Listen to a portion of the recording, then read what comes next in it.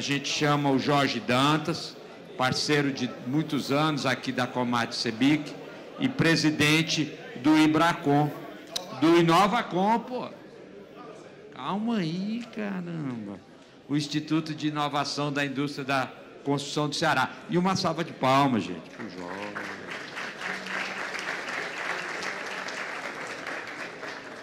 E esse painel vai ter riquíssimo em debatedores. Paulo Oliveira, diretor executivo da Aratal Construção Modular. Salva de palmas. Só está chegando no final, já está cansado. E aí, Luiz Henrique Manetti. Cadê ele? Já esteve aqui. Deve estar... Deve estar chegando. Não está ali fora naquela confusão ali? Está ali o Paulo Souza. Roberto de Souza, CEO do CTE. Dispensa apresentações. Bem-vindo e uma salva de palmas para ele. Pessoal, só bate palmas se eu peço. Cadê o Manete? Cadê o Manete, ué? Ele veio já já. Hã? Tá ali, ó, Manete. Porra, Manete. Fala, garoto. Você tá bem? Tudo já? Tudo bem? Beleza. Manete, para quem não sabe, secretário eterno da norma de desempenho 15575. E por último, mais uma vez, apresentou muito bem e vai ser convidado novamente, Jefferson Gomes, diretor de inovação do Senai Nacional. Bem-vindo. Bom, então, naquele esquema, Jorge, você sabe, você é o moderador e cuida aí da mesa para a gente. Obrigado.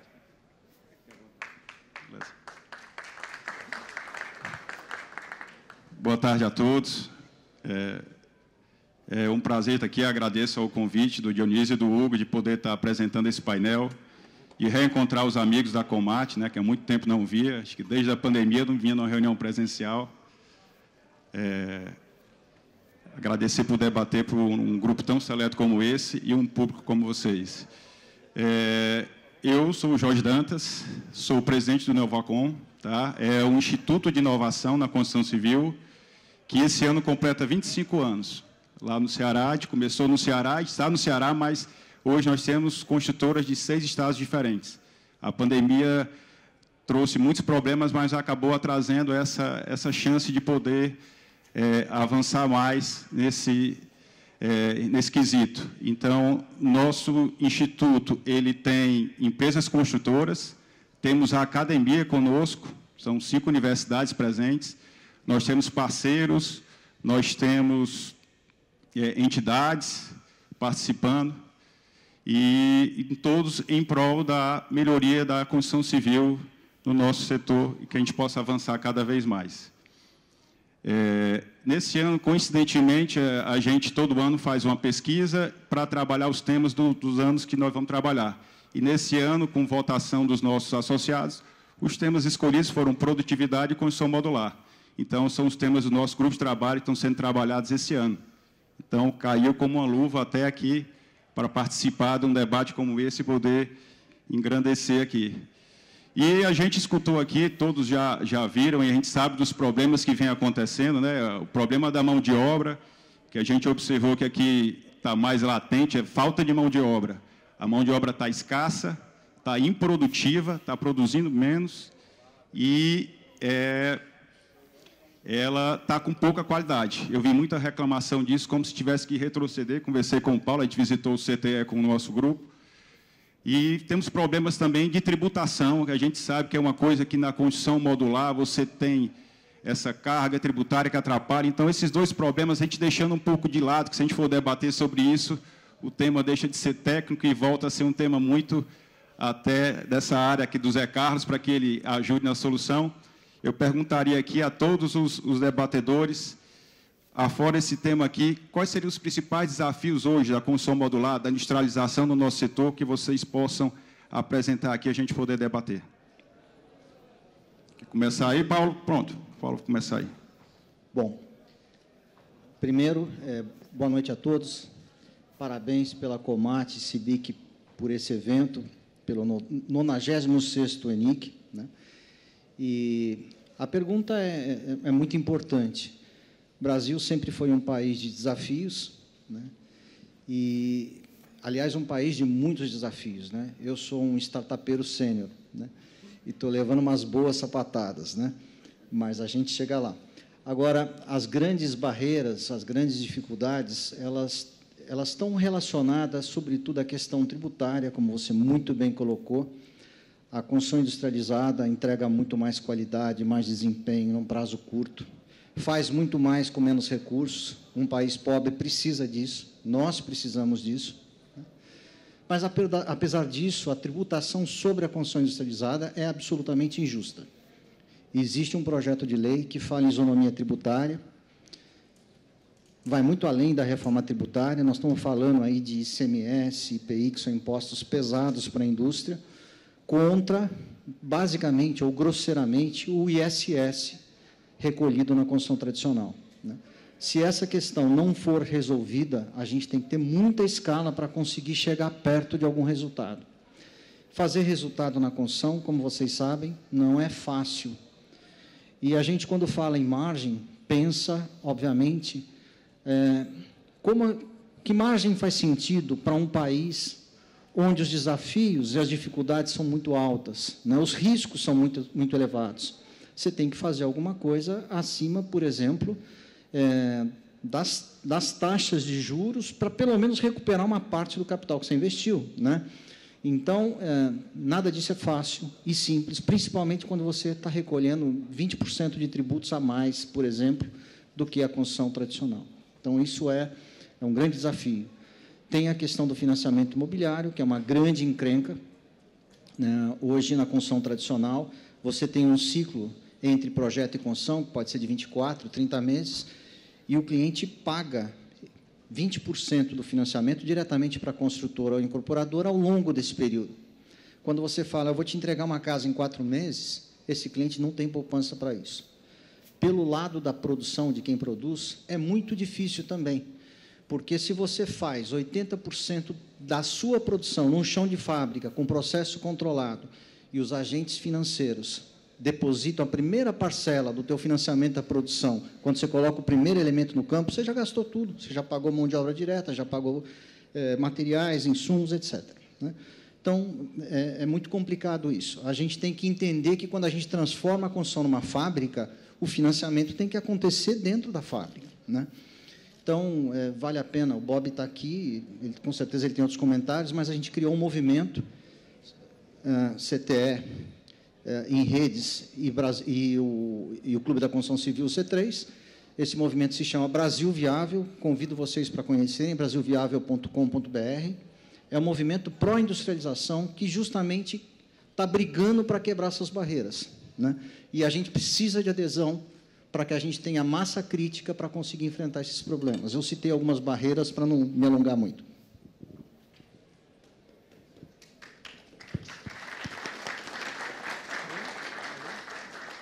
Bom, boa tarde a todos aqui, um prazer compartilhar. Sou o Bob de Souza, do CTE, CEO do CTE, e a gente no CTE tem vários movimentos em direção à industrialização, entre eles a rede Construção Digital Industrializada e Sustentável, que é um ecossistema de 120 empresas que estão trabalhando no sentido de impulsionar o movimento da construção digital, industrialização e sustentabilidade ESG na construção. Eu não vou repetir o que o Paulo falou, eu concordo com o que ele falou, a história da tributação, financiamento imobiliário. Eu queria entrar numa outra vertente, que é um pouco o que o Jorge colocou. Nós estamos com uma dor setorial que eu acho que o setor não está percebendo, que é um apagão de mão de obra que vem aí. Nós, em São Paulo, temos 854 canteiros de obras, e nós levantamos a idade média dos operários que estão em canteiro de obras, 35 a 50 anos. O jovem não está sendo atraído para os canteiros de obras. Vocês projetem daqui 10 anos, nós vamos ter de 45 a 60 anos, apagão de mão de obra. E nós estamos fazendo o quê? Nós continuamos construindo pirâmide. porque o sistema convencional, desculpem, é a construção de pirâmide. É um operário que acorda às 4h30 da manhã, chega trabalha na periferia de São Paulo. Vou dar o exemplo de São Paulo, mas generaliza para o Brasil. Chega às 7 horas na obra, trabalha fazendo pirâmide, trabalho altamente, ergonomicamente complexo, difícil, para ganhar R$3.000 por mês, e sai às 7 horas e chega às 8 horas, às 9 horas da noite de volta de casa. É óbvio que o jovem vai preferir pegar uma bicicleta ou uma moto e entregar iFood do que ser atraído para o setor de construção. Então, nós estamos vivendo um apagão. Se a gente olhar para a mão de obra superior, nós temos 835 cursos de engenharia, de arquitetura e urbanismo no Brasil, 1.198 cursos de engenharia civil. Tem 2.000 cursos formando. Formando o quê? Ensinando que professores estão ensinando, que alunos estão saindo. Não vai dar certo. Já estamos vivendo um outro apagão. Tem engenheiro que não sabe ler planejamento de obra, não sabe ler ensaio de concreto, arquiteto que não sabe ler projeto, e não está funcionando. Tem empresa que está contratando engenheiros e arquitetos e demite 60%, 70% nos 3 primeiros meses de experiência por falta de absoluta incompetência. Então, esse é um gargalo muito sério. Estamos vivendo brevemente um apagão de mão de obra e não tem saída. Ou a gente muda a forma de construir via montagem, via industrialização, ou vai. Não temos muitas saídas. Se a gente continuar no mesmo paradigma, com a mesma forma de fazer obra, do jeito que a gente vem fazendo, não vai funcionar. Nós não estamos dando atratividade, nós estamos perdendo competitividade para outros setores e segmentos industriais. Então, esse é um ponto. Então, eu quero colocar dificuldades, gargalos, como o Jorge perguntou. Gargalos é mindset empresarial. Ou o nosso setor privado acorda para isso, que vamos ter esses gargalos, que a nossa produtividade não sai do lugar, está estagnada. Segundo os dados que o Paulo nem colocou, não só estagnada, como caiu a produtividade da construção nos últimos 8 anos no Brasil. Ou seja, não dá para competir, não dá, a conta não vai fechar. Não adianta dizer, se eu faço construção habitacional de apartamento, eu repasso para o preço do apartamento. Não existe isso. O custo aumentou, veja quanto aumentou o custo de construção. Com produtividade baixa, aumento de custo de material de construção, INCC explodindo, a conta não vai fechar. Então, nós estamos com uma questão macro que não fecha. A saída é industrializar, é aumentar a produtividade, certo? Com inovação em processo construtivo e tal. E pensar em inovação, quando a gente fala em industrialização, fala assim, não, então eu vou fazer uma Brasil ao cubo, construção tridimensional, modular, vou pegar módulos e montar.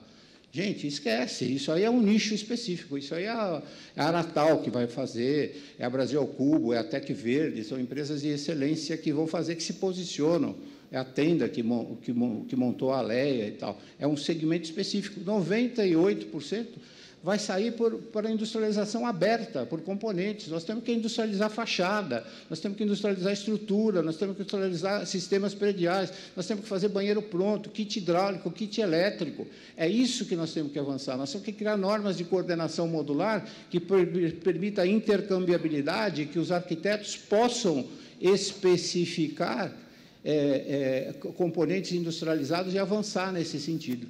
Então, nós temos gargalos dessa natureza. A cadeia produtiva precisa enxergar isso. A indústria de materiais precisa desenvolver e se articular entre elas para desenvolver sistemas que sejam intercambiáveis, assim como fez a automobilística.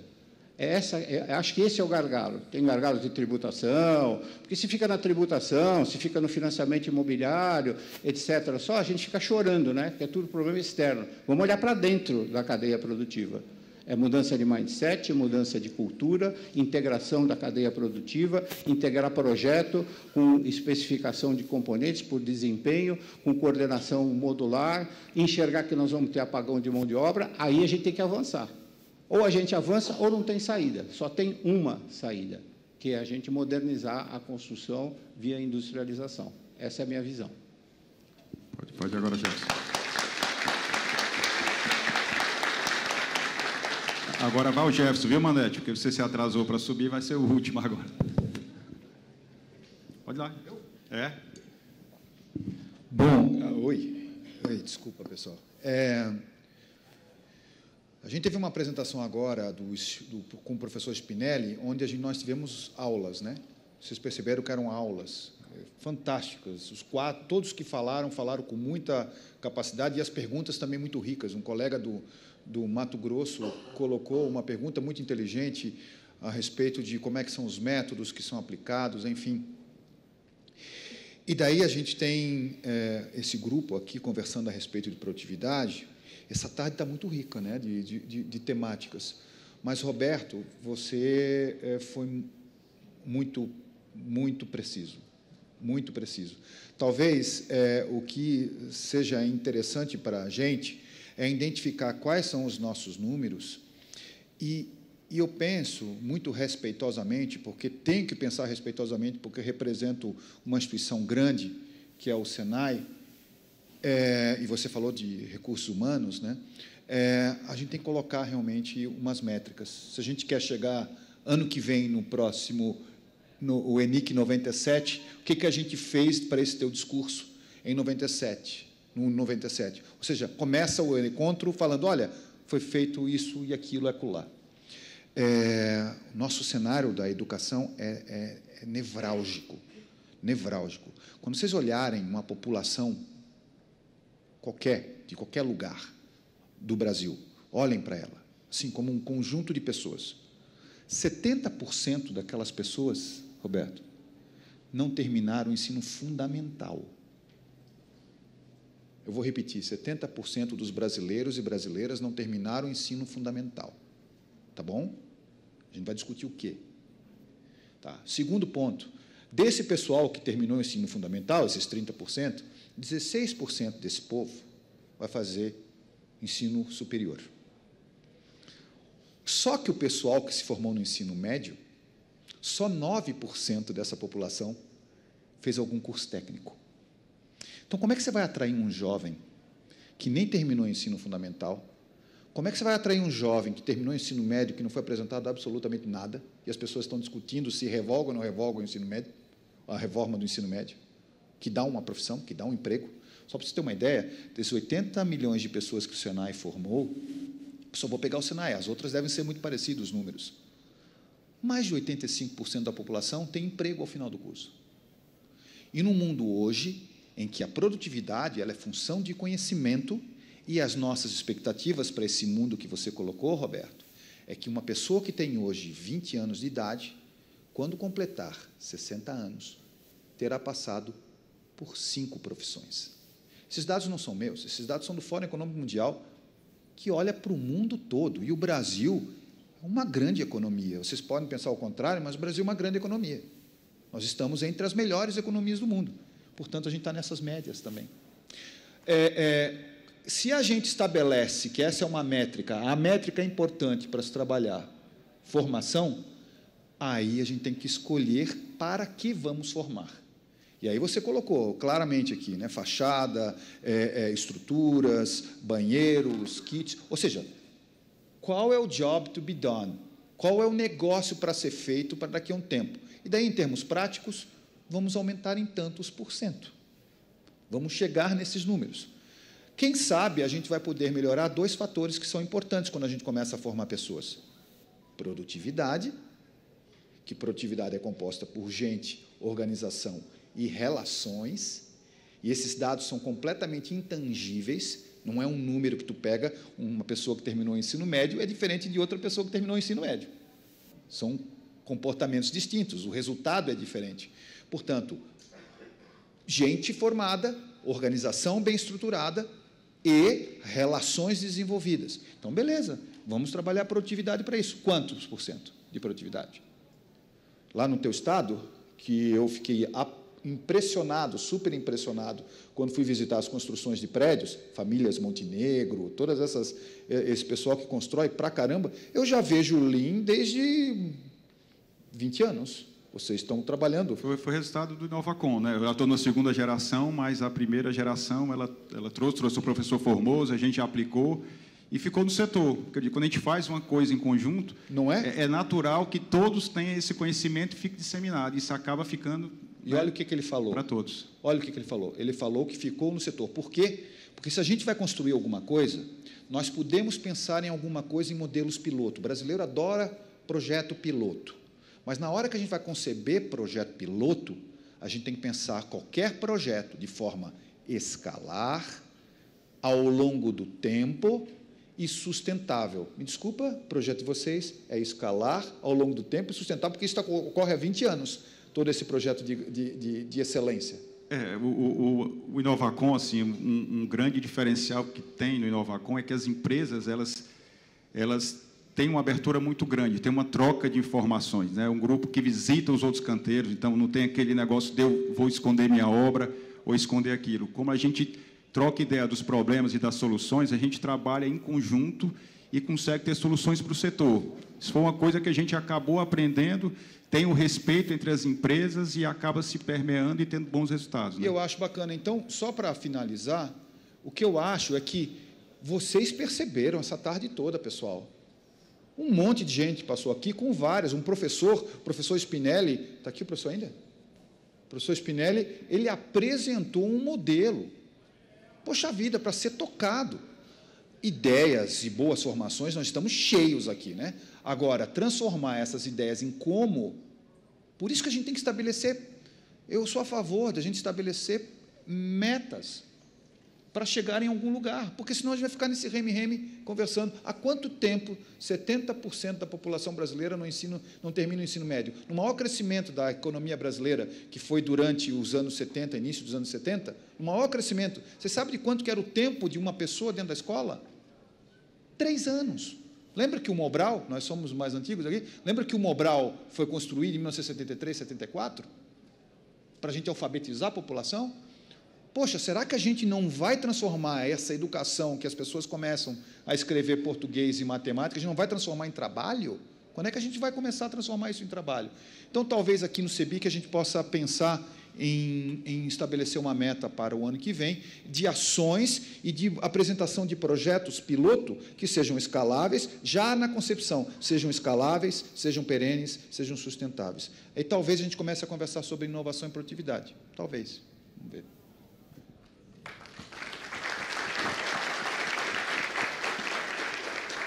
Vamos lá, Mandete. Boa tarde, pessoal. Eu quero fazer aqui um contraponto com boa parte das coisas que a gente viu hoje ao longo do dia. A gente tem visto bastante sobre modularidade, sobre padronização, né? As formas de você ir a favor da industrialização. Na minha carreira, eu passei metade da minha carreira em construtora e metade da minha carreira em indústria de materiais de construção civil. Né? E o mindset é diferente. A indústria pensa de uma forma um pouco diferente do construtor.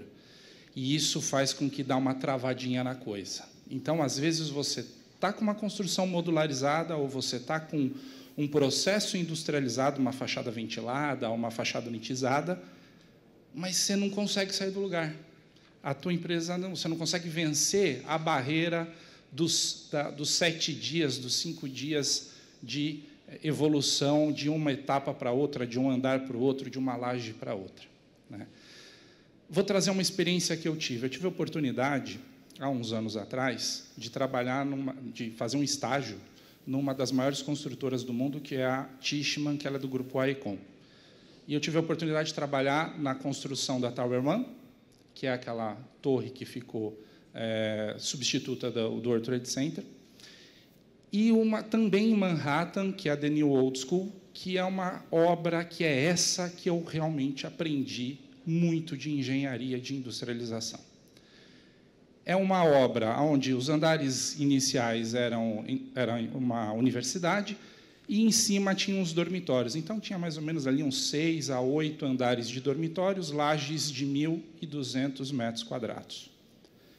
E eu fui lá, né, visitar essa obra e viver a obra. Fiquei lá quase que uma semana nessa obra, participava das reuniões, e fui ver as concretagens e as etapas. Ali eu vi o que era industrialização.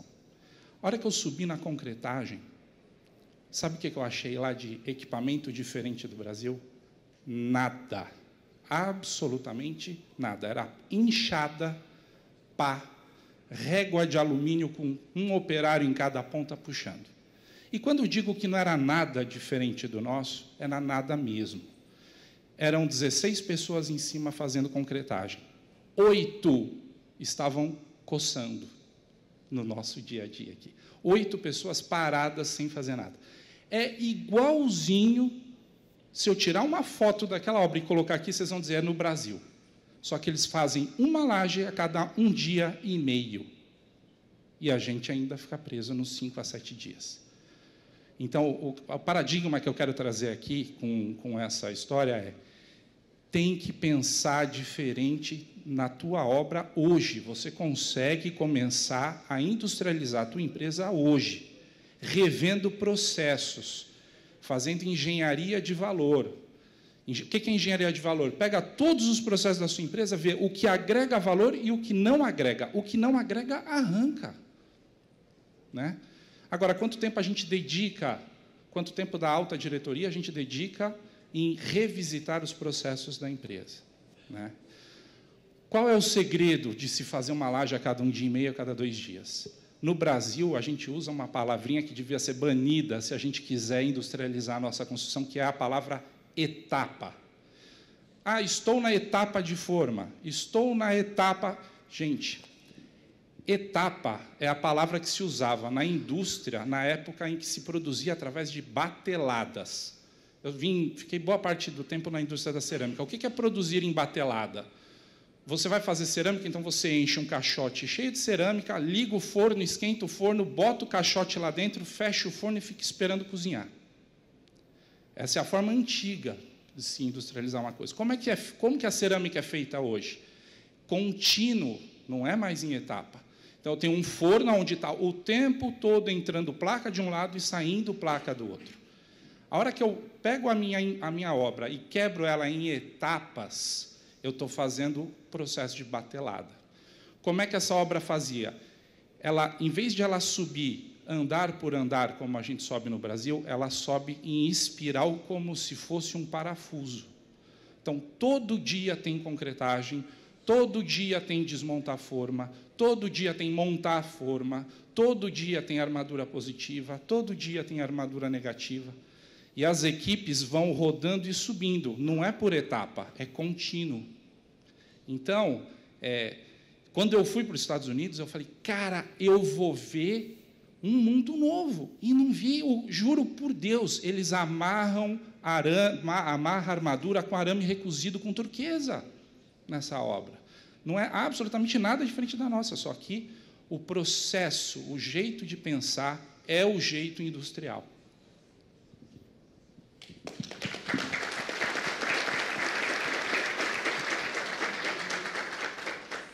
Vamos participar, o pessoal que te deixou muito para o final, acho que era bom que o pessoal pudesse participar e perguntar logo. Alguém? Tem uma pessoa ali querendo perguntar? Alguém? Microfone.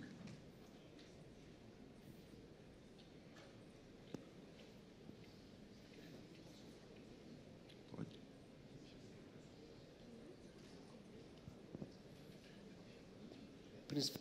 Boa noite a todos. Principalmente o nosso amigo da educação aí do SESI. Meu nome é Denis Rodrigo, eu sou da Tecplan Engenharia, de Minas Gerais, governador Valadares. Como bem falado aí, existe uma estrutura de ensino que ainda ensina a fazer pirâmide. Existe uma estrutura de ensino que ainda ensina a formação de funcionários, e não de pessoas disruptivas que pensam diferente. Como vocês pensam em mudar essa realidade? Que a mudança de cultura começa nas pessoas, e as pessoas promovem a mudança geral do bem comum. Vou começar respondendo, porque eu tenho certeza que depois que o meu colega, o meu colega Manetti, eu estou curioso, o que estão fazendo? Porque você falou que uns caras ficam coçando. O que eles ficam fazendo? Porque eu fiquei vendo, ele vai falar dos coçando. Eu explico, juro por Deus, eu explico e tem um motivo. E eles estão lá porque eles têm que estar lá. Tem que ter o cara coçando, mas eu explico depois. Talvez essa seja não, mas brincando, talvez essa seja uma parte da resposta. Sabe, nós temos, por características, seres humanos, nós temos 4 habilidades que são comuns a todos nós. A diferença é que cada um de nós tem exponenciais distintos nessa equação complexa que é o nosso cérebro.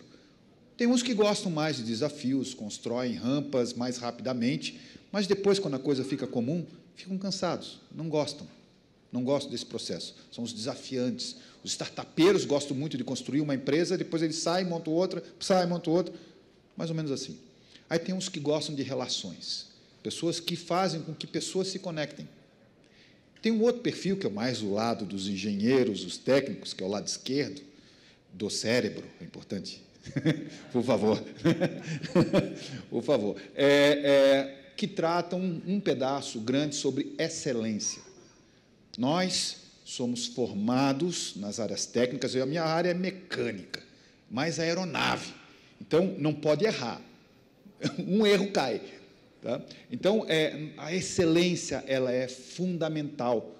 Por isso a gente aprende muitos cálculos, por isso que a gente aprende essa questão de coeficientes de segurança, porque a nossa excelência faz parte disso. E tem um outro pedaço do nosso cérebro que trata sobre auditoria. Talvez, e aí é um talvez, porque educação é uma coisa muito ampla. Talvez a gente esteja querendo formar só um tipo de gente, dentro de uma sala única, que para a engenharia caberia em vários perfis aqui. Você viu o colega falando muito mais ligado com a parte financeira. Ele é um auditor clássico. Ele começou aqui falando do custo do Brasil. Você é um auditor clássico, né? Não, porque tem esse caso aqui específico, quanto que a gente está pagando de imposto em cima. Um outro colega veio com a excelência. Ele está falando de detalhamento. O outro começou a entender mais ou menos como é que as coisas funcionavam, relações fortes. Então, a gente quer formar um tipo. E as formações, é importante dizer, eu reclamo muito quando as pessoas falam a indústria. Não é a indústria. A gente viu aqui, dentro dessa tarde toda, que existem vários tipos da indústria na construção civil. Vários. Eu não sabia que tinham tantos. Sou super ignorante para isso. Portanto, tem possibilidades de a gente escolher nas pessoas, nas formações delas, cursos mais curtos dentro de cursos grandes. E o máximo possível acessível, hoje em dia, com as ferramentas digitais, eu penso. Com vários assuntos híbridos, que é aprender a usar e fazer o processo. Agora, se você me permite continuar a pergunta, posso continuar? Me explica, ainda que eu estou nessa curiosidade. Ele vai construindo, é uma sequência, são 2, outros ficam olhando, como é que é isso? Então, quando eu fui, eu estava olhando, e eu olhei aquilo me intrigou, eu tirei a foto. Obviamente, nos Estados Unidos, quando você tira uma foto lá, já vem 4 negros reclamando para pedir para pagar, porque não pode tirar foto. O operário vem pedir para tirar. E aí eu desci no pé da grua. Juro por Deus, no pé da grua tinha uma cadeira com um cara dormindo. Aí eu cheguei para o diretor da obra, falei, cara, que é isso, cara? O cara está dormindo. Esse é o operador da grua. Eu falei, mas por que ele está dormindo? Porque o sindicato manda. Sindicato. Eu só fui entender o que é sindicato nos Estados Unidos depois de muito tempo. A tradução de sindicato para eles para o Brasil é cooperativa, seria a palavra mais correta. Quando você contrata a mão de obra, nos Estados Unidos você tem 2 opções. Você pode pegar a sindicalizada ou a não sindicalizada. A sindicalizada, você tem certeza absoluta que você vai receber um operário treinado, certificado e apto para realizar aquelas funções que você não precisa fazer nenhum treinamento na tua obra. No entanto, você é obrigado a seguir as regras do sindicato. E, no caso da grua, aquela obra precisava de um operador bom de grua, pegou o sindicato, a mão de obra sindicalizada, e o sindicato obriga você a ter um operador reserva que fica dormindo, porque, quando de cima cansar, eles trocam. Né? É a condição, você não quer, tudo bem, pega o não sindicalizado. O não sindicalizado, o cara vai vir, a chance dele fazer uma besteira na tua grua é enorme. Né? Imagina em Manhattan, você fazer uma besteira. Então, só que a gente no Brasil ainda está preso na não sindicalizada. né? A gente ainda quer espremer até o final, das 4 da manhã às 9 da noite. Né? Então, isso faz com que a gente tenha o retorno de qualidade daquilo ali. Então, eu tenho uma admiração pelo trabalho de vocês enorme, enorme, porque eu acho que é o começo, apesar de ser já um trabalho bastante antigo, mas para o caminho certo, né? Que é esse caminho de você ter ter certeza que você vai receber uma mão de obra treinada. Paulo.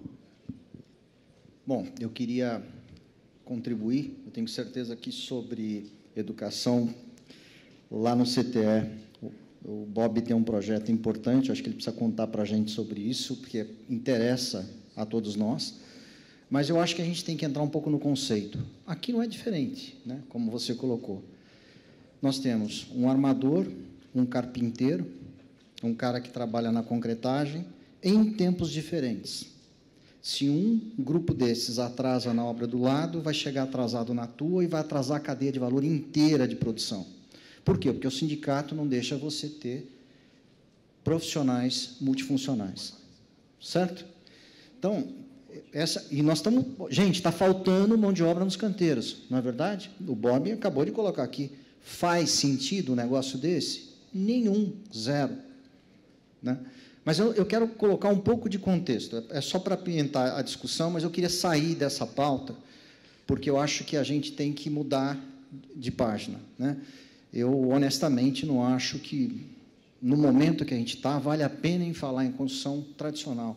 Quem já armou uma escada? Quem já acompanhou esse trabalho? Quem já fez forma para uma escada de concreto? Faz sentido um negócio desse, gente? Na minha visão, não. Eu parei com isso 30 anos atrás. Não faz o menor sentido. Né? Então, o que eu quero dizer assim é um pouco de contexto. Se faz sentido produtividade nesse momento que a gente está. Você citou o Fórum Econômico Mundial. Em 2016, o Fórum Econômico Mundial soltou um relatório chamado Future of Construction. Esse relatório diz o seguinte: nos grandes centros urbanos, a população aumenta 200 mil pessoas por dia. Obviamente, isso não é aumento de natalidade, tem muita migração de zona rural para a zona urbana. O que significa o seguinte, gente, será que a gente está conseguindo entregar? Vamos olhar para o Brasil. 2019, déficit habitacional, né? E são dados da FGV, né? Fundamentado em relatórios do BNDES. 7,8 milhões de unidades. Esse foi o déficit em 2019. Projeção para 2030, 30,7 milhões de unidades. Gente, construção tradicional não está gerando ganhos de produtividade necessários para atender a demanda. Simplesmente isso, crescimento da demanda. Se a gente olha para isso, com esse vácuo, com essa falta de mão de obra nos canteiros, onde isso vai parar? Vou dar mais dados para vocês. Construbusiness 2021, Fiesp. Produtividade média anual de 2014 a 2019, ela caiu 4,4%. Melhorou depois, negativo, de 2019 a 2021, nós perdemos mais 6,1% em média. Gente, é insustentável. O Bob colocou aqui, com inflação aumentando, preços de construção subindo, né? Poder aquisitivo diminuindo, não tem outro caminho, é ganho de produtividade que a gente precisa ter no setor. Falou-se aqui em industrialização aberta, que é super importante. Você não sai industrializando, você primeiro racionaliza, existe um trabalho de pré-construção para que isso seja possível. É como se você estivesse subindo uma escadinha, onde no primeiro degrau você racionaliza a construção tradicional, no segundo degrau você insere elementos de construção off-site na construção tradicional, racionalizada, no terceiro degrau você insere módulos, quando você está no último degrau, você está ou 100% na construção modular ou fortemente no modular, com componentes de construção off-site. Mas você faz isso por quê? Pressão por ganho de produtividade, de competitividade, por redução de custo, por melhoria da qualidade. É para isso que a gente industrializa. Ganhar produtividade é sinônimo de industrialização. Esse é um primeiro ponto. Não é à toa que o Sinduscon São Paulo e as BEA São Paulo, em agosto do ano passado, lançou um evento chamado Industrialização de Edifícios Residenciais. Esse movimento está seguindo o Brasil afora. Nós participamos, eu tive lá em Porto Alegre, depois Paraná Norte, depois Sinduscom Bahia, 2 semanas atrás, justamente para falar sobre caminhos para a industrialização, o problema da produtividade, caminhos para a industrialização da construção. Por quê? Porque o setor já percebeu o seguinte, vai faltar, está faltando e vai faltar muita mão de obra.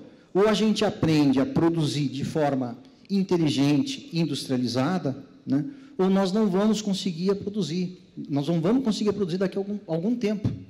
Né? Nós não estamos conseguindo gerar ganhos de produtividade para atender o crescimento da demanda. Só isso. Boa colocação, Paulo. O que eu vejo que é bem interessante também, esses pequenos passos, né? Esse controle da mão de obra, né? Eu me lembro que eu fui para um debate com o Ceoto, e ele falava naqueles 40 homem-horas por metro quadrado, e eu perguntei, de onde é que tu está chutando o número desse? Não, peguei na Encol, a gente fazia esse trabalho, e aí a gente, no Inovacom, fez um trabalho e bateu bem próximo daquilo. 40 homem-horas por metro quadrado para um alto padrão e 20 homem-horas para o padrão Minha Casa Minha Vida, que a gente vem trabalhando. E a gente se encantou com aquilo e viu e está tentando melhorar o quê? A gente está tentando ver se consegue pegar isso por algumas atividades chaves. Não adianta eu querer pegar por cada serviço específico. Pega alguma etapa, pega uma estrutura, pega a fachada, o que chama a atenção, para a gente poder ver qual é a obra mais produtiva, qual o serviço. Então, vou poder utilizar uma fachada ventilada, vou poder usar uma estrutura que nós temos lá. Vou fazer um merchandising aqui do nosso amigo Caracas, da Impacto, que ele tem uma forma, né, uma forma chocolate, que é uma forma que tem um cimbramento, que tem um ganho de produtividade. Então, assim, é esse trabalho que a gente tem que fazer também. A gente fala, a produtividade piorou quanto? Você tem que controlar a sua produtividade, você tem que ter isso. A gente está tentando otimizar a obtenção desses dados para poder comparar e saber poder crescer, né? Porque não adianta você, vou melhorar, vou botar uma coisa, se eu estou, às vezes, industrializando um processo e outro serviço está tradicional e sem resultado. Então, acontece muitas vezes essa falsa melhoria que a pessoa acha que tem, né? Opa, pergunta? Não, acho que o Roberto queria fazer. O Roberto queria fazer? Deixa o Roberto falar, Eduardo, que aí tu pergunta. Não, eu queria comentar o seguinte. O setor está à deriva, essa é a verdade. Nós não temos visão estratégica, respondi a pergunta do colega ali. É a história da educação. A gente não tem visão estratégica e não tem ação estratégica em relação à produtividade. Nós não temos visão estratégica e ação estratégica em relação à industrialização. Nós não temos visão estratégica e ação estratégica em relação à sustentabilidade, à ESG, vários temas. A gente discute esses temas, mas a gente não tem ação coordenada.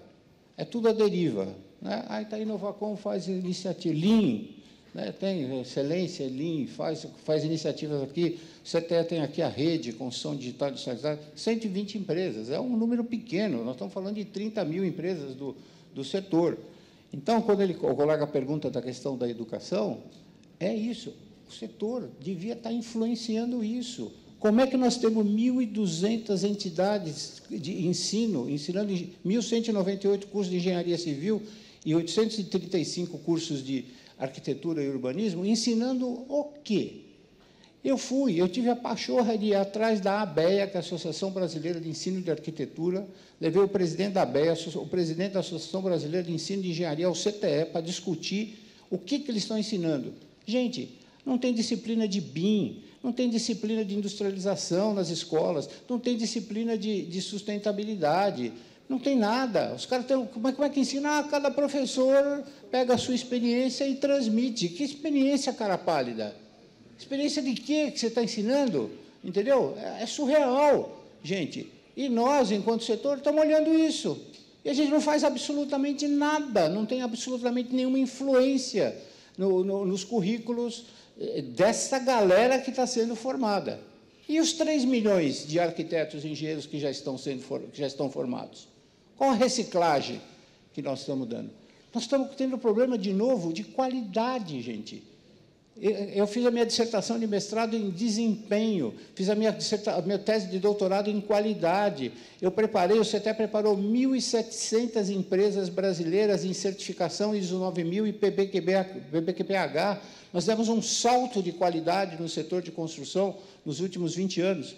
Estamos tendo problema de qualidade de novo. Nós estamos errando em prumo nível de alvenaria e de estrutura. Vamos ter problema de patologia de novo. Como é que pode um negócio desse? Que setor é esse? Então, veja, a sua pergunta, como é que faz com a questão da educação? Nós temos que fazer uma ação emergencial nas universidades, nos currículos, nós temos que fazer uma ação emergencial no ponto 2, que é na reciclagem desses 3 milhões de engenheiros e arquitetos que estão formados, reciclagem, pegar pesado nessa galera, reensinar tudo de novo, porque tudo que eles aprenderam na escola não serve para porra nenhuma, acabou, não serve mais para nada, está tudo obsoleto, usando as tecnologias digitais, como meu colega do Senai falou aqui. É uma pegada pesada nisso. E o Senai teria que nos ajudar muito para fazer a reciclagem e o treinamento da mão de obra operacional. Cadê o Senai? Cadê o Senai que eu não vejo dentro dos canteiros de obras? Onde é que vocês estão? Venham nos ajudar. O setor está clamando para isso. Não é certo? Será que se o Senai vir nos ajudar e modernizar e fazer, eu sei que o Senai tem em São Paulo um movimento de transformação digital, a gente não ajuda a atrair o jovem para o coisa? Então, é movimento coletivo. Agora, isso tem que ser articulado, isso é estratégia, isso é setor que se organiza, o setor não tem organização, então fica tudo à deriva, e vai embora, e a gente convive com isso. Nossa, a mão de obra está envelhecendo, vai ter apagão de mão de obra. Ah, vai ter. E vai pegar pesado. Os engenheiros estão despreparados, os arquitetos. E tudo bem, não é tudo bem. É péssimo, é horrível, é terrível isso. Nós temos que ser inconformados. Não dá para ficar olhando e achar que está dando de barato. Olha, que nossa, a mão de obra está envelhecendo, os engenheiros estão desqualificados, o problema de qualidade voltou. Voltou nada. Vamos mudar essa porra, caralho. Tem que mudar esse negócio. Que história é essa? Que conformismo é esse? Que babaquice é essa? Eu tenho orgulho de ser engenheiro, cara. Eu nasci em obra com meu pai. Aos 5 anos de idade eu subi a escada de obra. Tenho orgulho de ser, todo mundo tem que ter orgulho, isso corre na veia, a engenharia corre na veia, tem que ter orgulho, e a gente tem que mudar esse cenário. Chega de viver com a mediocridade, nós estamos entrando no outro ciclo de mediocridade, não é possível um negócio desse, nós temos que mudar. Senai, nos ajude.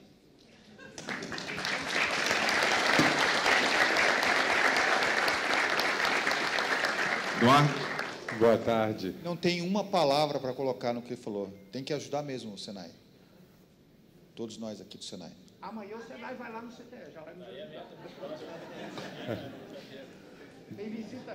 Boa tarde, pessoal. É verdade, amanhã tem visita do Senai e do CTE, nós vamos fazer uma parceria, não vamos?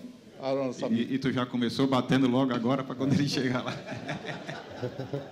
Vamos lá, Eduardo. Boa tarde. Eu também... Eu estou muito feliz depois desse discurso, inclusive os palavrões me representam.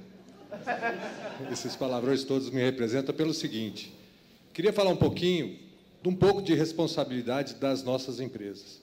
Mas antes de falar da nossa responsabilidade, em 2000 eu me formei em engenharia, e na matéria de construção, eu aprendi a amarração francesa, que era de bloco de 10 por 5, eu falei, o que eu estou aprendendo isso? Eu nunca usei isso, ninguém nunca usou isso. Foi isso que eu aprendi na faculdade. E eu saí da faculdade, caí no canteiro de obra e fui aprender a fazer obra com mestre de obra. Ah, faz assim, assado. E se a gente ficasse nessa lógica, eu não aprendi na faculdade, ia pegar com um técnico. Mas a gente sai correndo atrás. E eu lembro que a nossa consultora fazia a convencional até que, em 2005, eu acho, a crise estava terrível, a gente não conseguia mais fechar interesse social, nem existia Minha Casa Minha Vida ainda, os custos, por conta, não viabilizava mais. Eu falei assim, cara, vou ter que estudar alvenaria estrutural. Será que vai dar certo? E aí procuramos isso, o Sinduscom ajudou bastante, procuramos, e com a alvenaria estrutural, aumento de produtividade, não é o sistema trouxe o aumento de produtividade, e aí a gente entrou de novo no mercado. Vendo aquilo, aí a gente começou a mudar a forma da estrutura, depois a gente passou para laje, pré-laje, depois para lajiçada, depois a gente passou a utilizar caixinha, que a gente coloca o serra-copo, e foi gradualmente aumentando a produtividade. Falo que isso foi aprendido No máximo, pelo Sinduscom, que eu conhecia algumas pessoas, vinha visitar a obra em São Paulo, conhecia outros lugares. Esse inconformismo tinha que ser das empresas. Não adianta esse inconformismo, a gente ficar criticando a educação, criticando o Senai. O Senai tem um momento bom, é que, na segunda crise, 2013, o que aconteceu? O Senai ofereceu uma consultoria para 3 cidades do Lean Construction. 3 cidades. Em Brasília, acabou que a empresa que ia fazer desistiu. Aí o Dionísio: Eduardo, você não quer fazer uma consultoria do Senai sobre Lean Construction? Falei: não, topo sim. Mudou a minha empresa. Mudou porque todo mundo passou a ver aquilo e acreditar naquilo. A cultura da empresa mudou. A gente que tocava a obra em 22 meses, passou a trocar a mesma obra em 14 meses. Você imagina o ganho de produtividade e de custo nisso. Isso porque eu já tinha uma obra em alvenaria estrutural que já tinha um ganho de produtividade em relação aos outros. Então, esse inconformismo e esse modelo que eu acho, e eu gostaria de falar, o Senai, eu acho que devia dar suporte para as empresas qualificarem os seus... Ela não tem condição, o Senai, eu não consigo ver o Senai treinando nossos pedreiros. Mas eu não consigo ver a gente treinando pedreiro também. O Senai podia auxiliar nossas empresas. Consultoria de produtividade, medição de produtividade, tudo isso eu acredito. Mas, para contar para vocês a experiência, que esse inconformismo ele nunca acaba e não pode acabar, a minha empresa, pela situação do Minha Casa Minha Vida, a gente passou a diversificar os nossos negócios e eu voltei a fazer pirâmide. Né? Voltei a fazer pirâmide esse ano. Quem faz alvenaria estrutural e volta a fazer pirâmide sofre demais. Eu cheguei um dia na obra e tinha uma caçamba cheia de bloco cortado. Eu falei assim: gente, a gente compra o bloco inteiro, pega um pedaço dele, joga fora e ainda paga para jogar o descarte no local certo. Eu falei assim, parei a obra e falei assim: vocês estão malucos? Como que a gente está jogando esse tanto de bloco fora? Aí falei assim, a gente tentou contratar projetista de paginação, no Distrito Federal não tem, em Goiânia não tem. Eu não consigo achar um projetista de paginação de alvenaria ali perto de mim no Centro-Oeste. É lógico que tem, mas uma empresa consolidada há vários anos, eu não consigo. O que a gente está aprendendo na escola? Mas fui fazer com Lean na alvenaria estrutural, estava bem treinado, minha equipe bem treinada, e fui fazer gesso acartonado em drywall. O cara encheu a minha obra de gesseiro e queria me dar 2 andares. Eu falei, não é assim que funciona. Estou apanhando até hoje para o empreiteiro entender que a gente tem que construir, é quase essa espiral. Né? O conceito do Lean é parecido com o espiral. Então, eu estou falando tudo isso, eu falei até para o Celestino aqui do meu lado, estou falando assim, sabe uma coisa que me dá raiva na minha obra? Quando eu tenho que assentar porcelanato e vejo a forma que se assenta um porcelanato. Aquilo tem que incomodar a gente. A gente não pode olhar para aquele negócio e falar assim, cara, esse é um trabalho que deve ser feito. Aquilo é um trabalho desumano. Você pega uma placa de 1,20 m por 1,20 m, o cara vai colocar, tem que estar no esquadro, tem que a argamassa estar bem aplicada. Não é racional aquilo, a gente tinha que estar atrás de outras formas de fazer aquilo.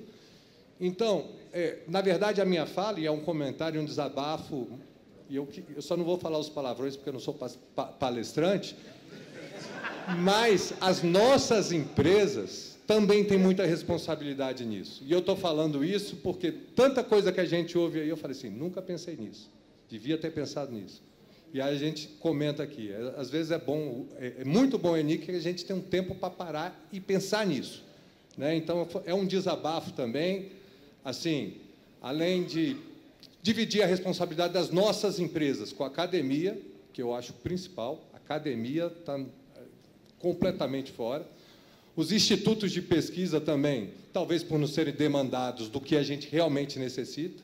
Eu acho que a gente tem que demandar o que é realmente necessário nas nossas obras, que quem paga a conta é a gente. Então, se a gente não fizer isso, então a cadeia toda está com problema. E se a gente ficar só acusando os outros e não olhar para o nosso umbigo, a gente corre o risco de não solucionar o problema. Eduardo, passa o microfone aqui rapidinho, só faz o complemento. Vicente Matos, Sinduscom Bahia. Eu só queria dar um depoimento rápido aqui, mesmo porque o pessoal até disse que não tinha mais tempo de falar, né? Mas eu só queria dar um exemplo aqui de uma parceria. O Senai, né? Senai Cimatec, resolveu implantar o curso de engenharia e na implantação desse curso de engenharia, o Sinduscom, junto com o Senai, discutimos o que é que nós queríamos que o engenheiro fosse o produto. E aí temos seguido esse curso está, acho que, formando a primeira turma agora, e está muito bem avaliado a nível Nordeste. Então, nós estamos fazendo, talvez, essa seja uma sugestão de uma interação Sinduscons com o Senai, para que a gente possa definir o perfil desse profissional dentro da realidade que vivemos nesse momento. Certo, Bob? Vamos lá, vamos os últimos comentários aqui, que já daqui a pouco vamos bater aqui na gente para sair, né? Só para se despedir, né? O pessoal está esperando o coquetel, né? Está na hora de tomar uma, né? Alguém quer falar para fechar o comentário do Eduardo? Vai, Manete, você que falou pouco para fechar. Estou com fome e estou com sede. Então vamos lá. Obrigado, pessoal.